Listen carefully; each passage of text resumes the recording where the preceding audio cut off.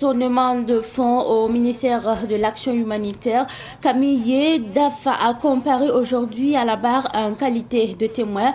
Il ne reconnaît pas les faits que lui impute Hamidou Tegna. Selon le RENLAC, Camille devrait être poursuivi pour faux témoignage à cause de l'incohérence de ses propos, à suivre dans ce journal.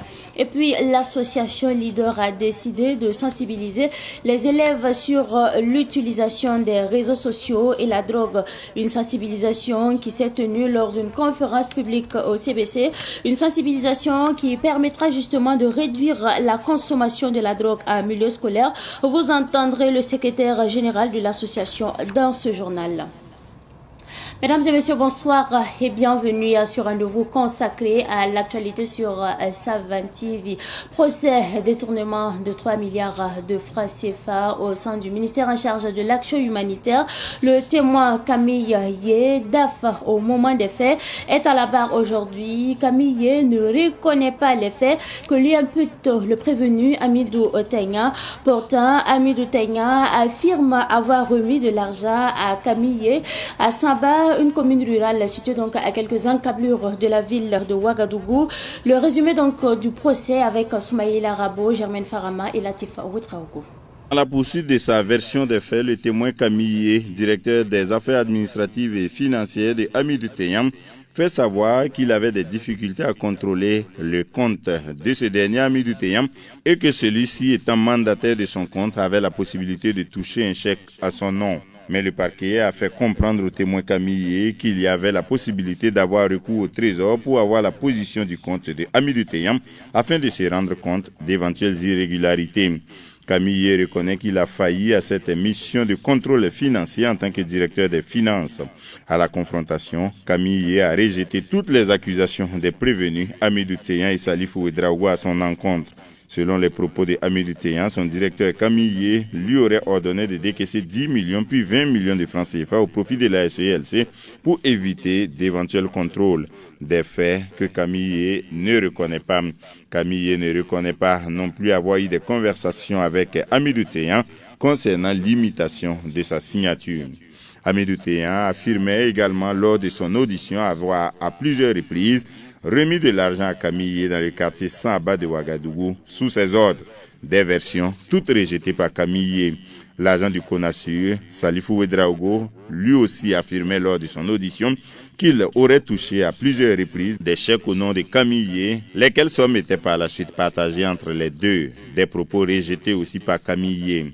Pour s'expliquer, Camille a fait comprendre qu'il n'a pas à sa disposition des chéquiers, donc ne pouvait pas donner un chèque à quelqu'un qui ne relève pas de sa structure dans Salifou Ouedraogo. Il ajoute que les mandataires du compte étaient ceux qui détenaient les chéquiers et son intervention n'était qu'au niveau de la co-signature. Pour le directeur des affaires administratives et financières, il a dû reconduire en septembre 2023 Hamidou Tegna à son poste de gestionnaire de compte parce qu'il n'y avait pas d'agent qui puisse assumer la responsabilité dans le domaine, et ce malgré les irrégularités constatées. Mais à sa prise de parole, le conseil du RENLAC a signifié que Camille devrait être poursuivi pour faux témoignage en raison de l'incohérence de ses propos.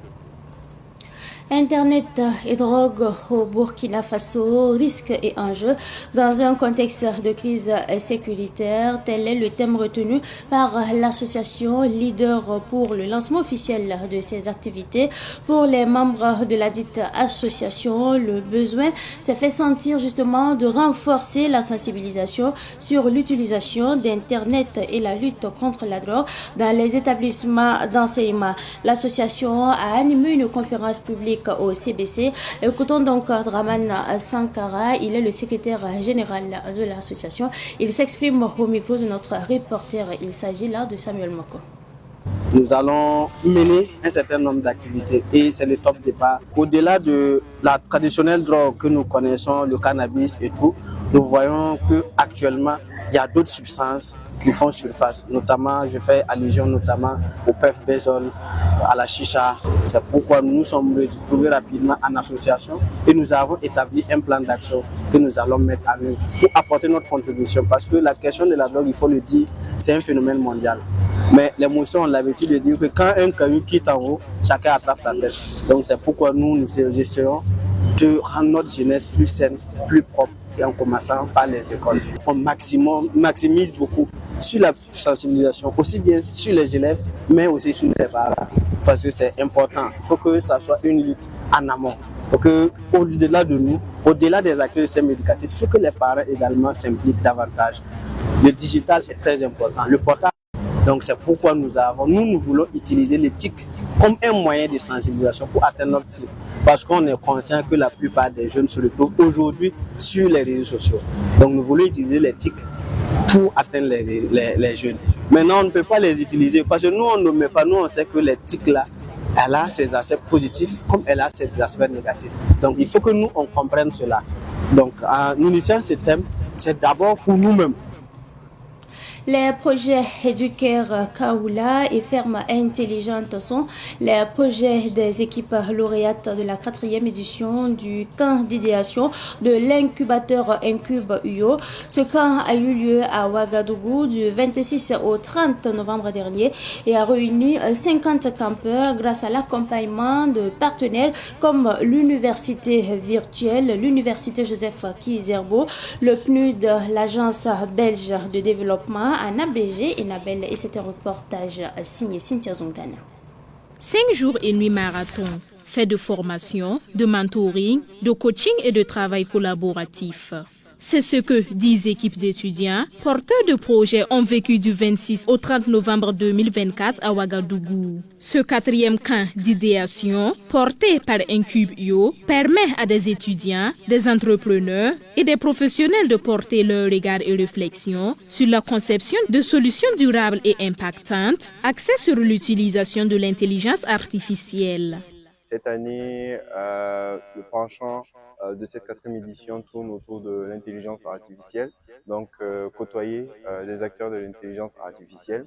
Donc courant ces moments-là, ces jeunes ont pu développer des idées de projets numériques avec une variante plus axée sur l'intelligence artificielle pour adresser des problématiques de la communauté.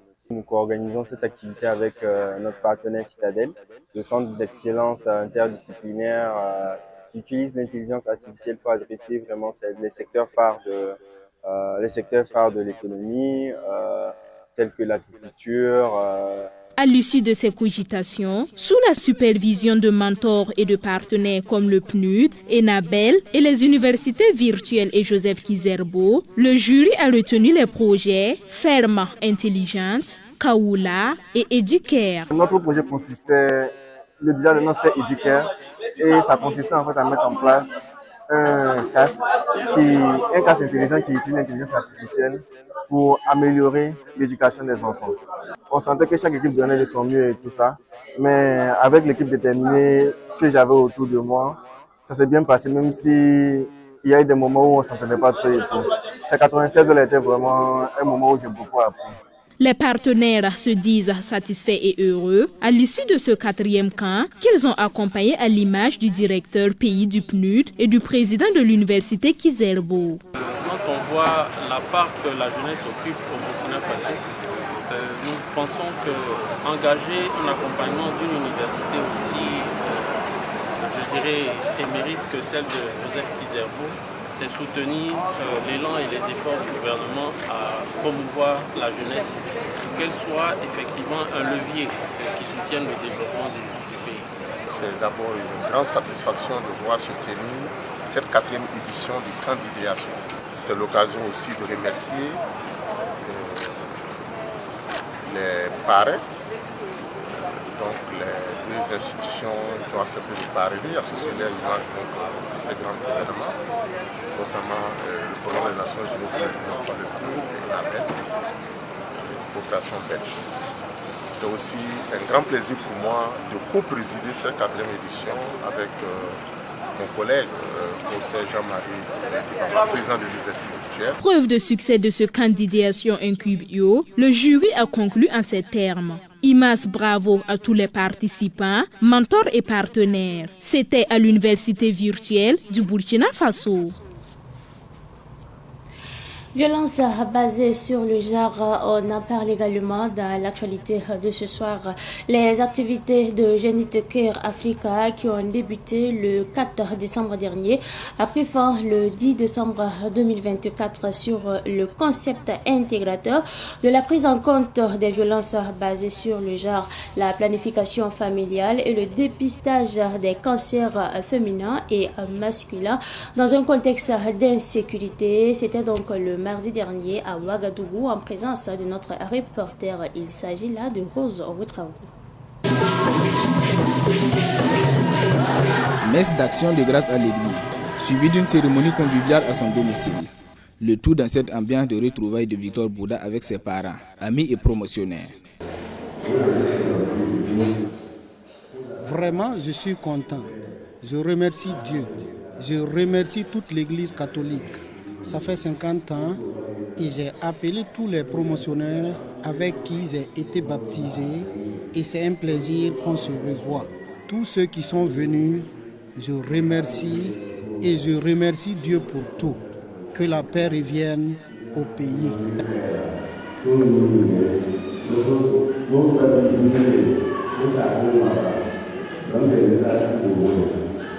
Le curé de la paroisse Saint-Joseph Moukassa, présent à cette célébration, a salué cet acte comme un signe fort de renforcement de la foi en Christ.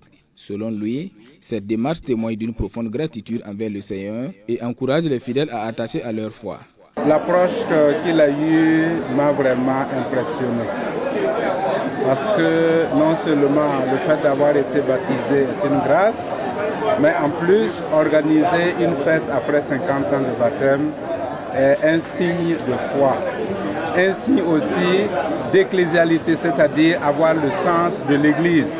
Son épouse, elle, a exprimé son admiration pour celui qu'elle décrit comme un mari exemplaire. On a grâce à Dieu pour la vie, pour la santé et tout ce qui arrive, il arrive à surmonter, c'est par grâce à Dieu.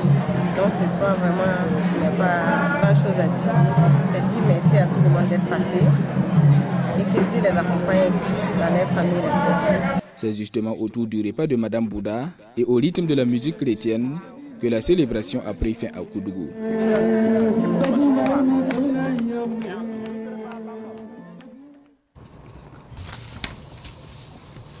Alors, comme vous venez donc de le constater, il s'agit donc du reportage sur Victor Bouda, connu sous le nom de Koram, qui a célébré donc le dimanche dernier le 50e anniversaire de son baptême catholique à Vili, dans la région du centre-ouest.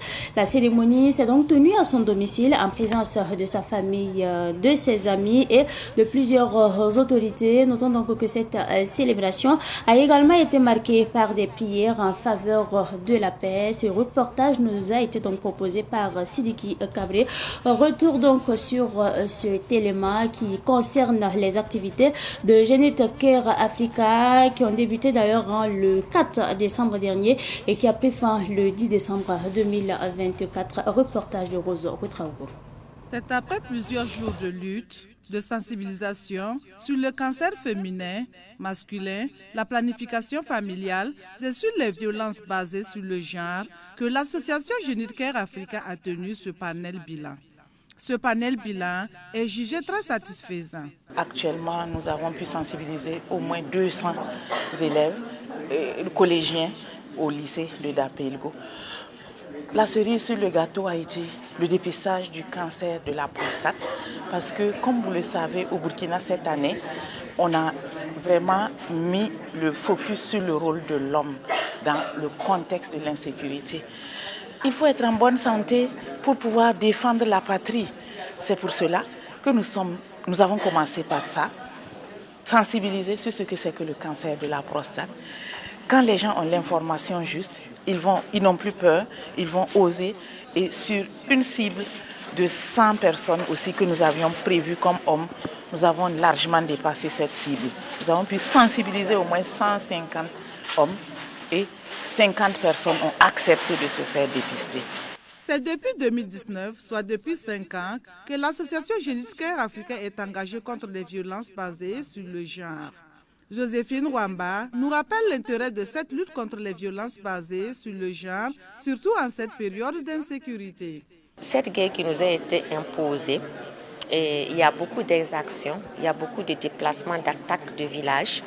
Et pendant ces attaques-là, les femmes et les jeunes filles subissent des violences sexuelles.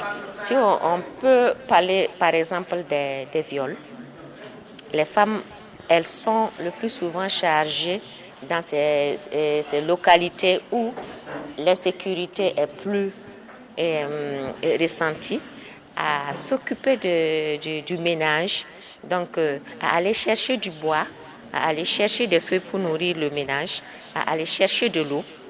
Et c'est pendant en fait ces déplacements-là qu'elles sont violées.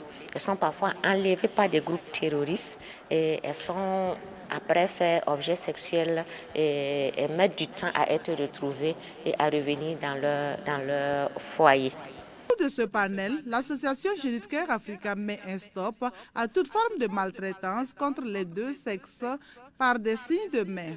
L'association Génitcare Africa a également utilisé un court-métrage de Kadi Traoré intitulé « La sœur de quelqu'un » pour éveiller les consciences des participants. La musique est également au menu de l'actualité de ce soir.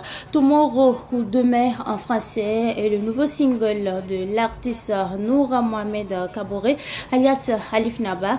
Cette réalisation a été donc bénéficiée grâce à l'accompagnement du programme des Nations Unies pour le développement en abrégé PNUD. Retour justement sur la sortie du single qui a eu lieu le mardi dernier avec notre reporter. Il s'agit là de Madinatou Ouetraogo.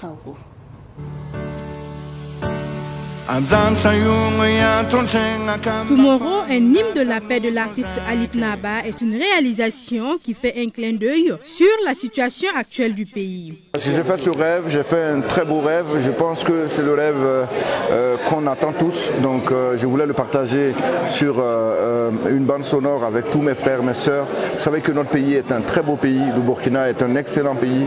Un pays où les gens, quand ils viennent, ils ne veulent plus repartir. Et notre pays est résilient. J'ai vu des femmes sur la route, j'ai vu des hommes. Je voudrais donc aussi saluer tout le travail fait par nos forces de l'ordre à tout faire pour que ce demain-là arrive. Donc j'ai vu les VDP, tout le monde se bat, et les enseignants, les infirmiers, tout le monde essaie tout le monde a ce rêve-là de voir le Burkina demain se lever, et c'est ça que j'ai voulu mettre sur une chanson. Le projet musical de l'artiste Alif Naba bénéficie de l'accompagnement du programme des Nations Unies pour le développement PNUD, représenté à la dédicace par Alfredo Teixeira, qui promet d'accompagner et de diffuser le single dans les 160 pays où le PNUD est présent. Le clip qu'on vient de voir, il est porteur de messages de paix, de réconciliation, de la résilience des Burkinabés. Et c'est un message qu'on va partager avec un grand réseau de PNUD au niveau global, de plus de 160 pays, pour projeter une image différente de que les gens pensent du Burkina Faso. C'est sous le regard du chargé de mission au ministère de la Communication, de la Culture, des Arts et du Tourisme, Jean-Noël Bonkoungou, que s'est tenu le lancement du single. Il a loué la qualité artistique et le message véhiculé par cette œuvre. Déjà, c'est dire merci à Alif Naba d'avoir associé le ministère à ce projet, qui est un projet noble, qui parle de demain, du Burkina du futur, qui est un projet de paix et de développement. Et la culture est aujourd'hui le socle sur lequel nous devons bâtir notre développement. Et Alif Naba l'a compris à travers ce projet. Il œuvre depuis bien longtemps dans la culture de développement et il utilise la culture comme socle de développement qui permet au Burkina Faso aujourd'hui, qui vit une situation difficile, de pouvoir regarder dans le futur et dire que demain sera meilleur. L'opus Tomorrow, l'hymne de la paix, est disponible dès ce mercredi 11 décembre sur toutes les plateformes numériques. Après la musique, actualité sportive à présent, et nous parlons là de la commune de Souroubila dans le Kourouéougo qui a remporté la toute première édition de la Coupe Bayir Mebo de la jeunesse du Kourouéougo. Elle a battu la commune de Boussé au tir au but. La compétition organisée par le Conseil provincial de la jeunesse du Kourouéougo promeut le vivre ensemble dans la province. La finale a eu lieu le week-end dernier à Boussé, à présence de notre reporter Yacouba Kemtoli. 5 tirs réussis contre 3, c'est le score qui scelle la victoire de la commune de Souroubila face à celle de Boussé. La commune de Souroubila remporte donc la première édition de la Coupe Bayir Mebo. Cette compétition, organisée par le Conseil provincial de la jeunesse du Kourouéougo, vise à promouvoir la cohésion sociale dans la province. Nous avons initié cette première édition de la Coupe Bayir Mebo pour pouvoir rassembler la population, les filles et fils de la province du Kourouéougo autour du ballon rond pour parler de cohésion sociale, pour parler de vivre ensemble, pour parler de comment nous allons travailler main dans la main pour développer notre province.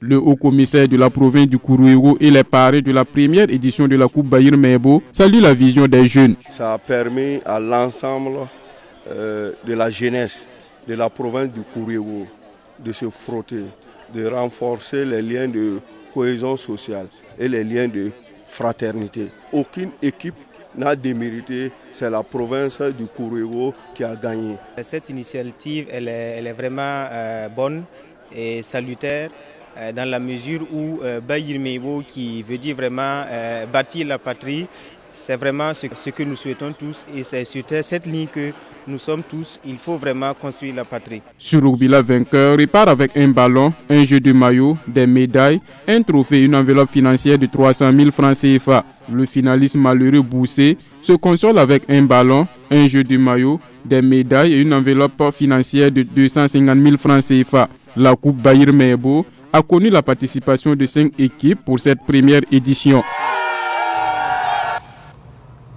Actualité sportive toujours. Le terrain omnisport de Songnaba au secteur 29 dans l'arrondissement 6 de la ville de Ouagadougou a abrité la finale du Maracana de l'association des jeunes solidaires pour le sport. Une finale qui a été donc remportée par Sosa Cop.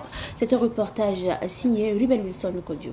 Ce tournoi de Maracana qui est à sa 5e édition a pour thème sport, vecteur de cohésion sociale et de mobilisation patriotique pour la paix.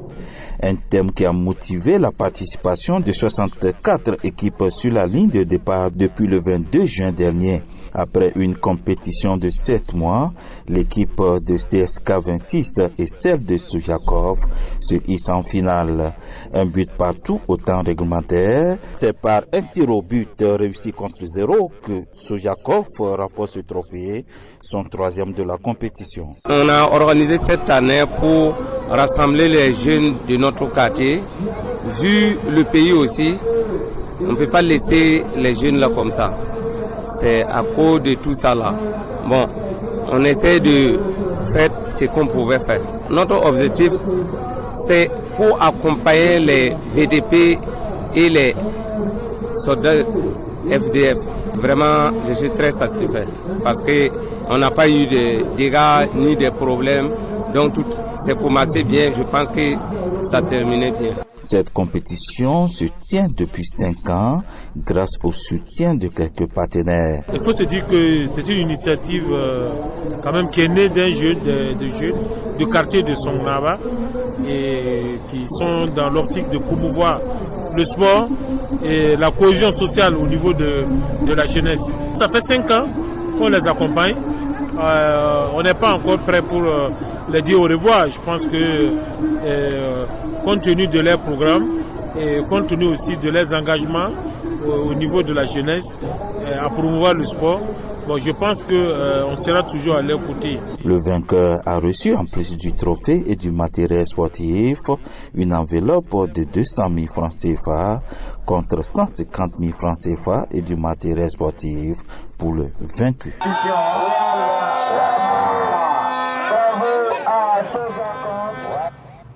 L'équipe de Almeria FC a remporté le samedi dernier la deuxième édition de la Coupe de la jeunesse de Zabré dans le Boulgou. C'était donc au stade communal de Zabré. Nous restons avec vous, Ruben Wilson Kodio.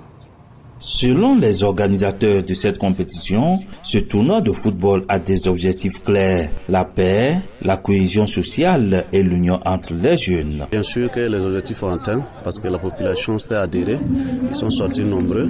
On est au moment de la guerre, voilà, et souvent aussi, il faut montrer à l'ennemi qu'on est toujours là, on tient, voilà, ne se laissez pas faire. C'est pour ça qu'on a organisé cette activité pour mobiliser la jeunesse, les encourager, de tenir bon. Et ceux qui sont au front aussi sont heureux, ils savent que voilà, il y a la jeunesse aussi qui se mobilise en ville. Débuté le 7 août avec une vingtaine de clubs, ce tournoi a pu dégager ses finalistes après 4 mois de compétition. Almeria FC et FC Bourbana survolent la compétition et se retrouvent en finale. Après un score de parité au temps réglementaire, Almeria FC plus adroit remporte ce trophée au tir au but. La délégation spéciale des Zabré apprécie l'initiative. Aujourd'hui, l'objectif qui est recherché au fait par nos plus hautes autorités, partant de la délégation spéciale, c'est d'encourager ces gens d'initiative. Et le conseil communal de la jeunesse de Zabré en a pris conscience et nous réaffirmons en tout cas notre soutien face à cette initiative. Le parrain de cette édition, très satisfait de la prestation des finalistes, parle de sa motivation. Soutenir la jeunesse aujourd'hui, c'est soutenir l'avenir du pays. Accompagner les jeunes à réussir, c'est accompagner la réussite de tous. Donc c'est dans ce sens que nous avons décidé d'accompagner les jeunes. C'est investir dans l'avenir, c'est regrouper les gens, c'est encourager la cohésion sociale. Rendez-vous en 2025 pour la 3e édition. Et cette pensée positive, avant donc de refermer cette édition, laisser un ami seul quand il a des problèmes, c'est comme lâcher sa main quand il est sur le point de tomber dans un ravin. L'amitié se prouve pendant les beaux moments, mais surtout pendant les moments les plus difficiles. C'est tout pour cette édition du soir que j'ai pris en tout cas du plaisir à vous présenter. Merci à vous pour votre constante fidélité. Excellente suite de programme en compagnie bien sûr des programmes de la télévision de Nouvelle-Zélande.